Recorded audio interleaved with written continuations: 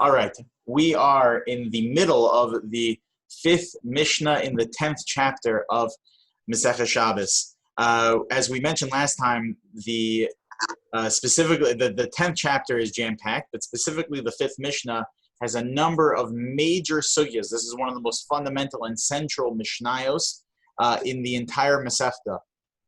There are a number of major topics that come up over here, all related to the basic concept that we have been studying since really we began learning Masechah Shabbos, which is Meleches Machasheves, which, as we know, as we studied in depth, that the definition of what malachos, what acts of labor are not allowed to be done on Shabbos, really are patterned after what malachos were done in order to build the Mishkan.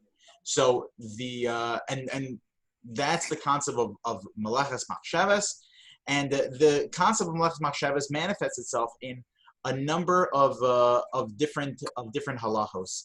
One we spoke about last time of Shnaim Sha'asuhu, where if two people do one malacha together that one of them was able to do on their own, then they would be patur, they'd be off the hook. That's the way the Mishnah begins. The Mishnah also discusses things we hadn't discussed before, which is, if you let's say take out less than a kazayas, which is what the Mishnah says over here, amotzi oklin pakos mikashir. Let's say you take out less than a kagogris, less than the amount where you would be liable. So technically you're not going to be liable for carrying, but what about for the vessel that it was inside of? So for the vessel it's inside of, you're also going to be patur.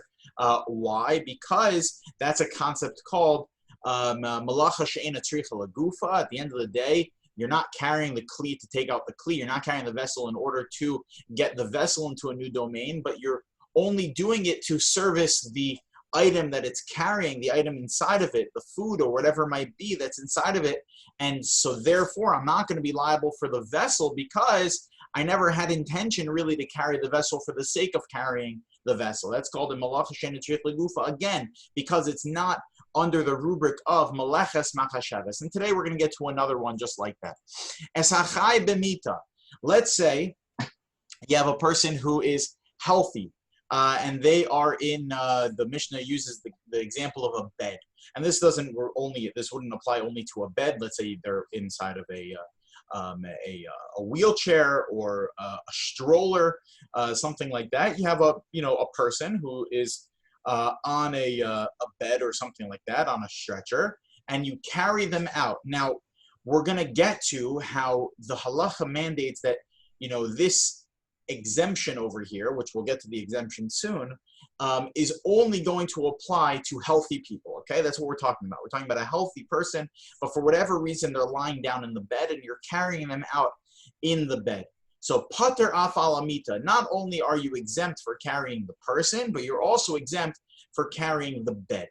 Shahamita tefela lo, because the bed is really there just for the person. That's exactly what we just said before. That's called a malacha she'ena tzricha lagufa. I'm not carrying the bed because I need the bed outside. I'm carrying the bed because I need the person outside for whatever reason, and therefore I'm not going to be liable for the bed either. However, as hameis b'mita, however, for the if the person is, God forbid, dead, so then you would be chayiv. You would be liable. So why is it that a living person, if I carry a living person, at the end of the day, am I carrying into the Rishus HaRabim? Yes, I am. So if that's the case, so then I should be liable. I did carrying. It's one of the 39 malachos that hamotzi merishus l'rishus, you carry from one domain to another domain.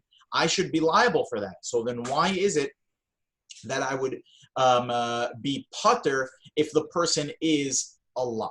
What's the story? So this issue is dealt with by the Rishonim. It's dealt with by Tosos and the Tosos Harash as to why it is that if you carry a living person, you're going to be off the hook. Tosos wonders the following. Tosos says, Tema Lari, Lama Pater.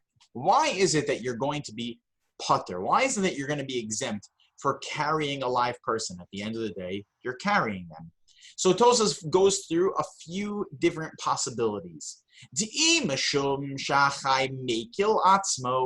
Maybe because the person has live weight. The person makes themselves lighter. And therefore, since they've made themselves lighter, so then it's not as burdensome to carry them, and therefore I'm going to be patur for such a thing. So says Tosos, hold on one second. Even if you were to carry someone who is much, much lighter, not just a person, let's say you were, I'm sorry, not a person, let's say you were to carry something that was much, much lighter, a coffee cup, okay? You have a coffee cup that you carry on Shabbos from the private domain into the public domain. You are going to be liable for such a thing. There is no human on the planet that weighs less than this coffee cup.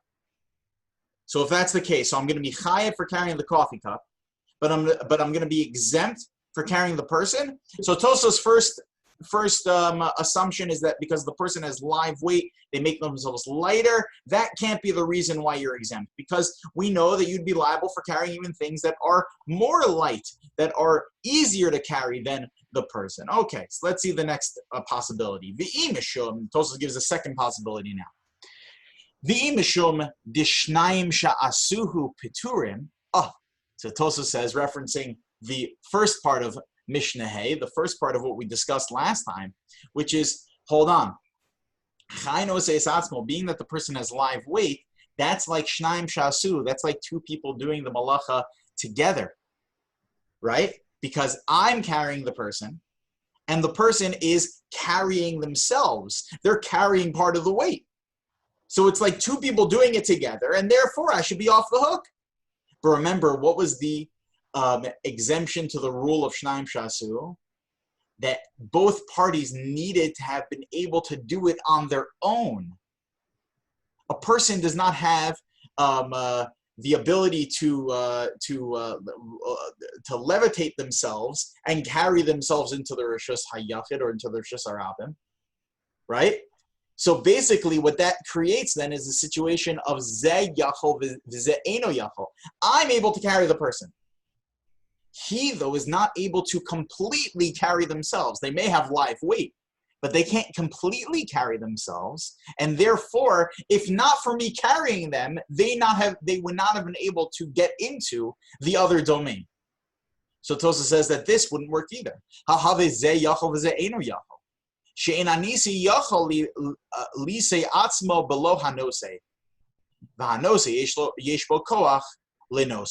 Says Tosos exactly what we just said, exactly the way we just explained it, that he can't do it without the other person carrying him, and therefore that can't be the reason that you are patur for chaynose atzmo. So Tosos already went through two possibilities, two strikes. Number one, that it can't be, it's because the person makes themselves just simply lighter, because we know that there are things that are much lighter than a person that you would be liable for on Shabbos, like a coffee cup, a feather, a button, whatever it might be. You carry it, your wallet, something, doesn't really matter. Most things are going to be lighter than a person, and therefore you're still liable in those scenarios. So then why would it make a difference if the person making themselves lighter? That's strike one. Strike two is Tosa says, maybe it's shnaim shasu, two people doing it together, being that the person carries themselves on some level. So maybe it's like two people joining up together to do a malacha, and therefore it brings it down to only a durabanan.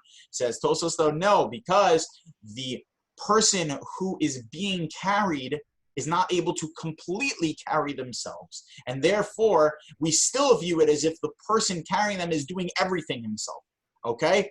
Strike two, we still don't know why it is that when a person is carried by someone else into the public domain, that you will not be obligated to bring a carbon. You are not liable. You are exempt. You're off the hook. Why? We still don't know. Tosos now gets to his third and final reason. Says Tosos the following.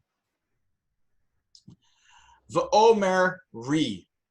The ri gives the following answer. Mishkan gamrinan. It all goes back to the Mishkan. Remember, how do we know that something is prohibited to be done on Shabbos? Whether or not it was done in the Mishkan.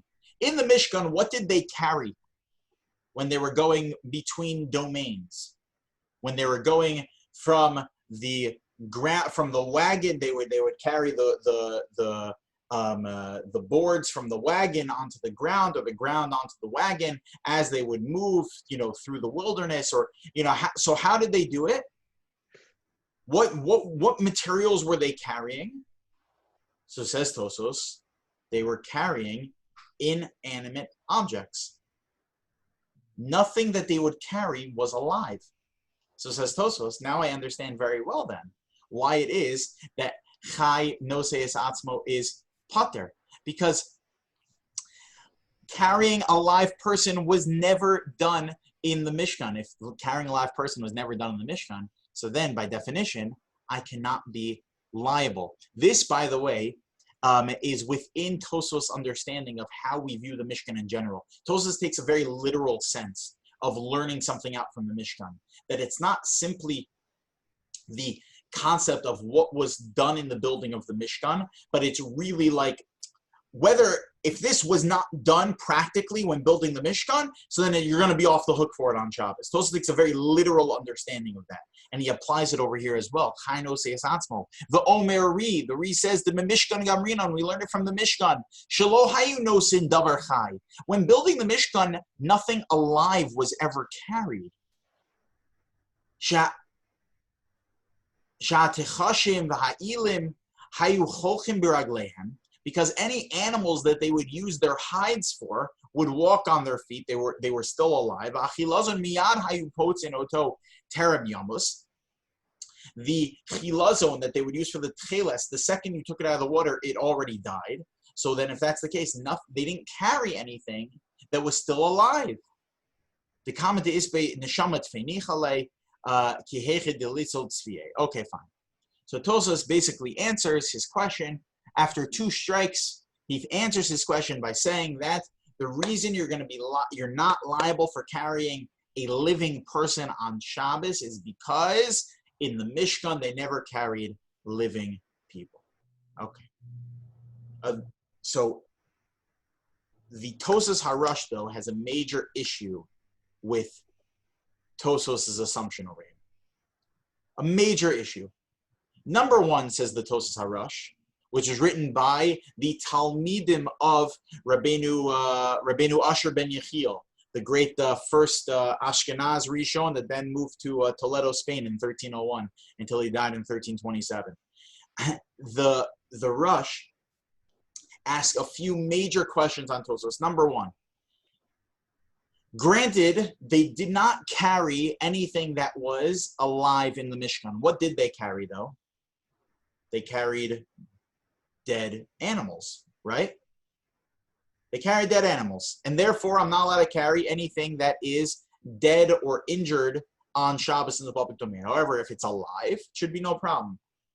However, the Gemara in Yuman, Daf Samach Vav, and I think even the Gemara over here in Shabbos, if I recall correctly, basically the Gemara has a machlokes between Rav Nassan and Rav Yossi whether or not carrying live animals falls under this category. We paskin that carrying live animals does not fit within the exemption of Chai Noseis Atzmo. Carrying live animals you would be liable for. So says Tosos. So he just doesn't understand Tosos. We paskin that animals, whether they're alive or dead, would not be allowed to be carried into the Rosh Hashanah. Here, the exemption is only with regard to people because of their live weight. And the reason why it doesn't apply to animals is because animals have a mind of their own. Right? Meaning, when I pick up a chicken because I want to carry it from, point A to point B, the entire time it's going to be a struggle. The chicken wants to move there and go there. It gives me a struggle the whole time. Says the Gemara, so then it's not going to fit within, because the whole idea is that there's live weight. That's why you're going to be That's why you're not going to be liable. So says Tosos Rush, I don't understand Tosos. That's number one. Number two, says Tosos, it doesn't make any sense. Says Tosos Rush, it doesn't make any sense. Tosos' conclusion over here, the Re's conclusion over here. Why? Because we know that there's such a thing as an Av and a Tolda. That there's the Av Malacha, there's the principal category. Basically, what happened in the Mishkan? Okay? Then what's a Tolda? A Tolda is, according to the Magen Mishnah's definition, that a Tolda is an offshoot of the principal Malacha, the principal labor. Basically, if it has the same result with a different action or the same action with a different result, it would fall under the same malacha. And it would be usher from the Torah. Be completely prohibited malacha to do. On a biblical level. So then if that's the case, says Tosos, granted, they didn't carry anything that was alive in the Mishnah. They didn't. Nothing alive was carried. But what did they do? They carried. And therefore, any sort of carrying should be problematic. Because at the end of the day, so call the Av would be anything that is dead or inanimate. And then the Tolda would be anything that is alive. So it would still be usher from the Torah, says the Tosas Harash. So we're back to square one. Why is it then, according to the Tosas Harash at least, why is it then that we would say, Chai nose etz atzmo, that a person carries themselves, and therefore they are pater. They'd be exempt on Shabbos for carrying a live person. So the Tosas Harash basically gives the following answer that's explained further by Rav Chaim Soloveitchik, the Rosh Yeshiva of the Volozhin Yeshiva, and then later on became the Rav of Brisk. Reb Chaim, explaining the Tosas Harash, explains as follows. I don't think he had a Tosas Harash, but he gave he asked the same questions as the Tosas Harash and gave the same answer. But I don't think that Reb Chaim ever had access to a Tosas Harash. But anyway, the Tosas Harash essentially answers as follows. He says that when doing a malacha, one of the most basic, fundamental aspects of doing a malacha is the ability to do the entire malacha. That we know from Shnaim Shasu, from two people doing something together. So then, by the reason why I'm pater is because I didn't do the whole thing myself. But more than me not doing the whole thing myself, but there's something else, which is I never had the ability to do the whole thing myself. Never had the ability to do the whole thing myself. That in order for part of the definition of the prohibition of doing labor on Shabbos is not just practically doing it, but the theoretical or conceptual concept that I have the ability to do this malacha. That is step one. It's even before step one. When carrying a live person, by definition, I'll never be able to do the entire malacha myself because they never allow me to carry their full weight. Therefore, by definition, it never enters into the realm of what's prohibited to be done on Shabbos. That's the Tosas Harash's concept. It's a concept in Meleches Machshavos. It could have to do with, at least the Pnei Yeshua thinks it may have to do with Hotzah being a malacha gura, being a weak malacha in the first place, but that is the Tosas Harash's very esoteric concept that he develops and definition into doing malachos in general. I want to get to now, in the time we have remaining, learning more about the definition of Chai Nosei Es Atzmo and practically when it applies and when it does not apply. Because as we pointed out, we said, what does it say in the Mishnah? It says in the Mishnah that Es Achai B'mita, you have a living person in a bed.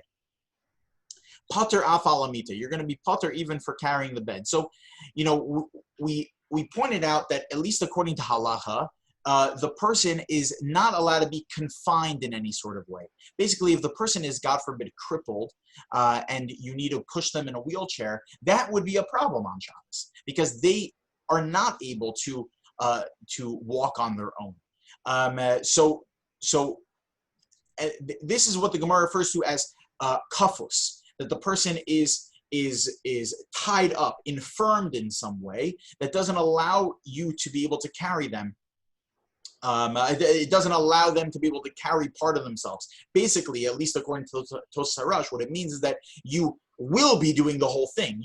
Without you, they can't move. So then, if that's the case, you're going to be completely liable in that scenario. It's only because, at least according to Tosas Harash, they never gave you that possibility when they're completely healthy to do the whole thing yourself, right? So just keep that in mind. But so if that's the case, how are we going to define that? Okay, so if a person's confined to a wheelchair, I understand. But what about a child, right? You have a child who, let's say you have a child who is a 4-year-old that knows how to walk and run, okay? But they want to sit in the stroller, all right? So in that scenario, it would seem as though that's a perfect example of Chai no seis atzmo. They're able to carry themselves completely. They just don't want to, right? They're able to walk, but they just don't want to. So in such a scenario, if you were to carry them or put them in a bram, so then you would be exempt. But what about if we get a little younger than that? What about if the person is really, really confined to being in a stroller? They need to be transported by someone. They're not infirmed, they're not sick, but they do need to be transferred by someone. What would we say in such a scenario? This obviously has tremendous practical ramifications, of course, to people that will be pushing their children to shul or out in the street on Shabbos in a stroller and the like. So take a look at this Mishnah. It's a fascinating Mishnah regarding the laws of bris milah on Shabbos. The Mishnah in the beginning of the 19th chapter says the following. Rabbi Lazar says that what would be a scenario where, let's say, a bris milah is scheduled to be on Shabbos, scheduled to be 8th day on Shabbos, ubeyom hashmini yimol basar alaso, the 8th day you have to do a bris milah, beyom afilu b'Shabbos, says the Gemara, even if it takes place on Shabbos. So we're talking about a scenario where in Yirtzeh Hashem there's going to be a bris milah on Shabbos. Shabbos morning, the family wakes up and says, oh my gosh, the Moel forgot to bring over all of his equipment to the house before Shabbos. The mole is on one side of town, we're on another side of town. What are we going to do? Something is going to have to be carried over here, right? We're going to have to violate Shabbos even to not just for the bris milah, but even for what's called the machshirei milah, the preparatory stages of doing the bris milah, making sure that the knife and the baby are in the same location. What do we do? So Rabbi Lazar is of the opinion. Rabbi Lazar says, "Im lohevi kli me'erev Shabbos." Let's say the milah knife was not brought to the baby before Shabbos. Maviu b'Shabbos megula. You can bring it on Shabbos. It needs to be done in a public type of a way, so that way no one will question your intentions. Right? If you try doing it in a private, hidden type of a way, people might see something bulging out of your pocket and say, hold on one second, you're carrying on Shabbos. You must be a mechutzif, a Russia, whatever. They might start blackmailing you. So better that you do it in a public type of way, so that way no one thinks twice about it. Everyone knows exactly what your intentions are. Ubisakana, however, let's say we're concerned about anti-Semitism. So then you can cover it up. You could do it in a private type of way, but make sure that there were witnesses that saw you put it in your pocket, so that way they can defend your character. Okay, this is the opinion of Rabbi Lazar. Rabbi Lazar takes it a step further.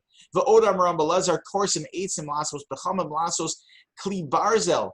It says Rabbi Lazar, let's say the knife was never even prepared. They need to sharpen the knife. Rabbi Lazar says you could sharpen the knife. You can even chop down a tree in order to whatever you need to get done. You need to make coals and whatever needs to get done, you could do it mamash on Shabbos. This is the opinion of Rabbi Lazar. Rabbi Kiva, however, Rabbi Kiva says, no, says Rabbi Kiva, we limit it to whatever needs to happen on Shabbos. If it was able to be done before Shabbos and you messed up and didn't do it, okay, so the bris milah is going to have to be on Sunday. But if it's something that was unable to be performed before Shabbos, like the bris milah itself, that is when we push off Shabbos to perform the bris milah. However, short of that, we do not. Therefore, in the scenario where the knife and the baby are in two separate locations, Rabbi Kiva would say, sorry, Charlie. Not you, Charlie. Yeah. So, sorry, Jack, but you have to do the bris milah on Sunday. I want to focus, though, on the opinion of Rabbi Lazar. Remember what Rabbi Lazar said.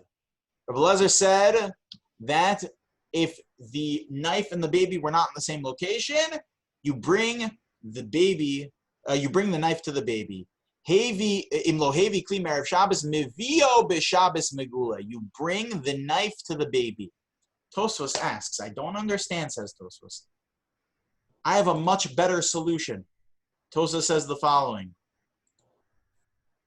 V'im tomar, says Tosfos. Why can't you just say, V'yaviu hatinok etzel kli? bring the baby to the knife, not the knife to the baby. Why is that going to help? Dahash daleka iser Shabbos klal dahachai no seis atzmo. Because bringing the baby is not going to result in any violation of Shabbos. Okay, it would be a rabbinic violation of Shabbos, but that's better than violating Shabbos on a d'oraisa level. So then if that's the case, bring the baby to the knife, not the knife to the baby. Tosa, this is an amazing question. Why would we bring the knife to the baby? That would be an Isser d'oraisa. Bring the baby to the knife. That's only an Isser d'Rabbanan. Tosos answers, no, the baby's going to need the mom. The mom is infirm, right? She just had a baby. She's not going to be able to schlep all the way across town with the baby. So if that's the case, right after the bris milah, the baby's going to have to nurse. And therefore, we're going to have to bring the baby back to the mom. So therefore, you're going to have to go two ways, right? Not just that you're going to bring the knife once, but you're going to have to bring the baby twice. Once to the mohel and once back to the mom. And Tosa says even further, since he's going to be injured at the time, that you bring him back to the mom, because he had just finished his bris milah, since he's going to be injured, so then the concept of chai no seis atzmo does not apply anymore. That's what Tosos says over here. And that's why we bring, according to Rabbi Eliezer, we bring the knife to the baby, not the baby to the knife, because if we brought the baby to the knife, we'd have to violate even more of Shabbos. Number one, you violate the d'Rabbanan of having to bring the baby in the first place. But more than that, after the bris milah, you're going to have to violate a Isser d'oraisa, because the baby is going to be infirmed, because he's going to be wounded from the bris milah, having to bring him back to the mom. So Tosa says that we, according to Rabbi Eliezer, you bring the knife to the baby. What is Tosos assuming over here? In Tosa's answer, he's assuming something very important. Number one, he's assuming that carrying the baby in the first place would only be an Isser d'Rabbanan. Meaning the baby, we're talking about mamish, a newborn, is still under the category of chai no seis atzmo. Certainly can't walk, can't crawl even.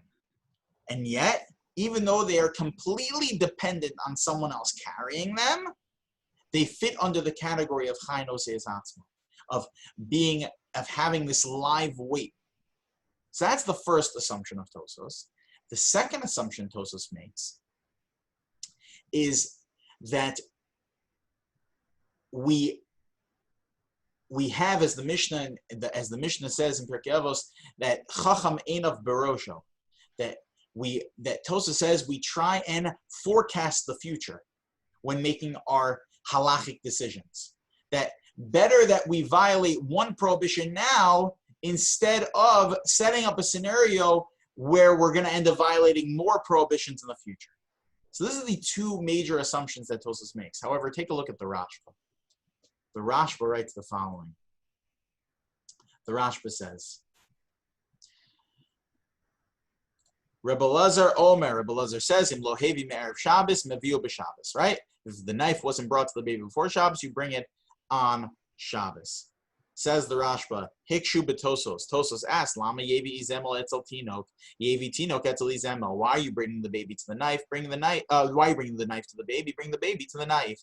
The lake el shvus, because it would only be a rabbinic prohibition. The adam chai no seis atzmo, because a person carries themselves. V'tirtzu, and Tosos' answer, the hacham ma'askinon b'she'ein sham minika ela imo, because he's going to have to nurse from his mother. V'nim tzatzarech li'imo la'achar milah. And they're going to have to bring the baby back to the mother after the bris. And then after the bris, he's going to be considered a chole, and therefore he does not fall under the category of chai no seis atzmo. It would be a biblical prohibition to carry the baby at that point. Says the Rashba, Eino mechufer be'enai. I don't understand, says the Rashba. The mikol makom achshav eino chafos. Right now, the baby is not infirmed. And therefore, lama nichol lav achshav. Why then should we right now choose to violate a deoraisa by bringing the knife?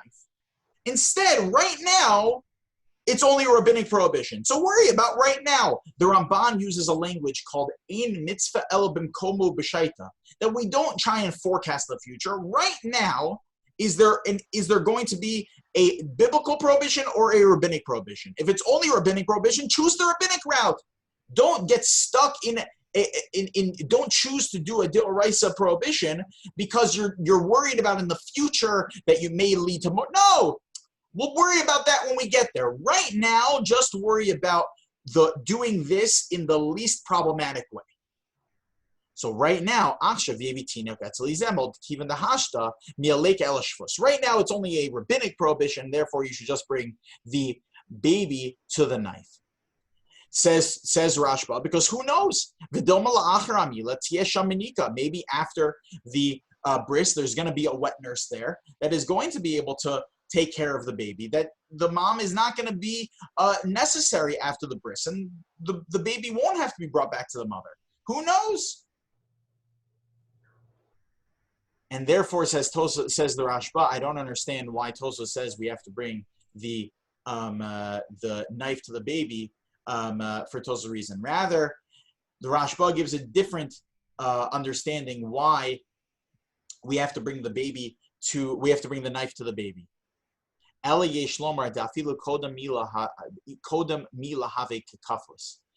says the Rashba, because before the bris milah, the baby is not even in the category of chaynos atzmo. Because the tino kolkach, because such a small little baby, eino nose atzmo. He's too little. He's already considered to be quote unquote infirm. He doesn't fit under the category of chaynos atzmo because he's too much of a baby. If a person can walk on their own and they can carry themselves, okay, fine. So then we get back to the understanding of chaynos atzmo because the person has that live weight and therefore they're able. With a baby, a newborn baby, they can't do it. They can barely move, and therefore, it certainly says the Rashba, arguing on Tosos. In the first place, they would not fall under this exemption of a person has live weight and carries themselves. How do we paskin? This is very important. We paskin like the Rashba. It's exactly what the Magen Avram says over here. The Magen Avram, the Shulchan Aruch already talks about a scenario. Let's say you are walking with your kid in the street, okay? And your child, let's say you're crossing a busy street. In the middle of the busy street, that is the place where your child decides to have a temper tantrum and throws themselves onto the ground, kicking and screaming because they want another bag of bamba, and you don't have another. You're outside the Erev, you don't have a bag of bamba. They need a bag of bamba. I don't have a bag of bamba. I can't carry it on Shabbos Sadical. I don't care. I want a bag of bamba. Throws themselves into a busy street right there on the floor and kicking and screaming because they want the bamba. What do you do? Well, if I pick them up, what's that going to be? That's going to be an Isser D'Oraisa. Or it's going to be an Isser. It's going to be an Isser D'Rabanan of chaynos atzmo. So what do? I don't want to violate a D'Rabanan. Obviously, if cars start to come, pick up the kid and run, right? We're not talking about where, but before it gets really dangerous, okay? So what do? So the Shulchan Aruch basically says, without hurting the child in a gentle way, you basically drag them, okay? Picking them up and carrying them would be a rabbinic prohibition. So you basically have to drag them in a way that's not going to hurt them. That's what it says in Shulchan Aruch.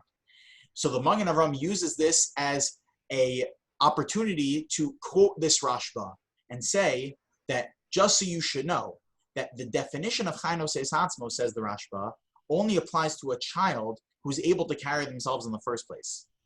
But a little tiny baby that's not able to carry themselves in the first place, even crawling, says the Mishnah Berurah, meaning really the child would need to know how to walk properly. Even holding a hand is okay, but they need to know how to walk on their own in order for you to fit them in the category of chaynos atzmo. There would only be a rabbinic prohibition as opposed to a biblical prohibition. But this is a very, very important discussion, which is, practically speaking, is a very important sugya because as we mentioned in the past, it's very important to know the difference between an Isser D'Oraisa and an Isser D'Rabbanan in the realm of Hilchos Shabbos. When World War I broke out, Reb Chaim Soloveitchik and his son, the Brisker Rav, spent their time learning Hilchos Shabbos.